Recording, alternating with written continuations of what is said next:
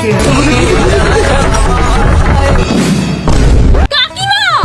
হয়েছে রে, চিল্লাচ্ছিস কেন? আরে কাকিমা, আমি ভারত সরকারের তরফ থেকে জনগণনা করতে আইছি। হ্যাঁ তো তাহলে বলো কতজন লোক আছে তোমাদের বাড়িতে? কেন বলবো? কেন বলবে মানে? আরে এটা তো দরকার, এর জন্যই বলবে। কি দরকার? তোমাদের বাড়িতে কতজন লোক আছে? তোমাদের বাড়িতে কতজন লোক আছে?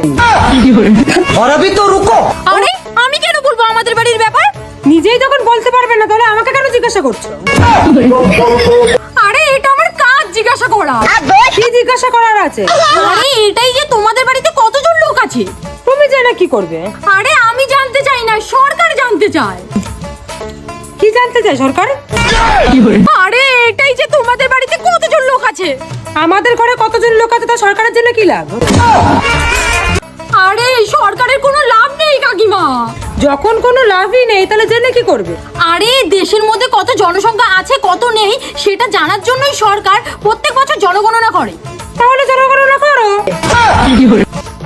আরে এর জন্যই তো জিজ্ঞাসা করছি। কি জিজ্ঞাসা করছো? আরে এটাই যে তোমার বাড়িতে কতজন লোক আছে।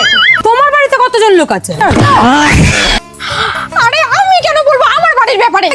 যখন বলতেই পারছো তাহলে জিজ্ঞাসা কেন করছো? আরে আমার কাজটাই হলো জিজ্ঞাসা করা, আর তোমার কাজটাই হলো বলা। হ্যাঁ কি বলবো, জিজ্ঞাসা করো।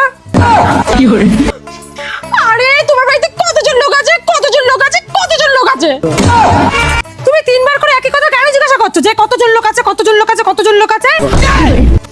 তো কি করবো, তোমাকে আমি কখন থেকে একটা কথা জিজ্ঞাসাই করে যাচ্ছি, তুমি বলছোই না বলছোই না বলছোই না। কি বলছি না আমি? এটাই যে তোমাদের বাড়িতে কতজন লোক আছে। আমাদের বাড়িতে কতজন লোক আছে তোমাকে কেন বলবো? আরে দিদি ভাই এত আস্তে আস্তে ধীরে ধীরে কথা বলছেন কেন? তুমিও তো ধীরে ধীরে বলছিলা। আচ্ছা ঠিক আছে কাকিমা, আপনি বলুন আপনাদের বাড়িতে কতজন লোক আছে। তোমাকে আমি কেন বলবো? আমাকে বলবেন কারণ সরকার আমাকে পাঠিয়েছে। আমি সরকারকে কেন বলবো? কারণ সরকারের জানার অধিকার আছে। সরকারের কি জানার অধিকার আছে? আরে এটাই যে তোমাদের বাড়িতে কতজন লোক আছে রে বাবা। আমাদের বাড়িতে কেউ নেই, আমি একা একা একা। একা? তাহলে এতক্ষণ ধরে আমার সময়টা নষ্ট করলে কেন? আমার সময়ের কি কোনো দাম নেই? সরকারের সময়ের কি কোনো দাম নেই?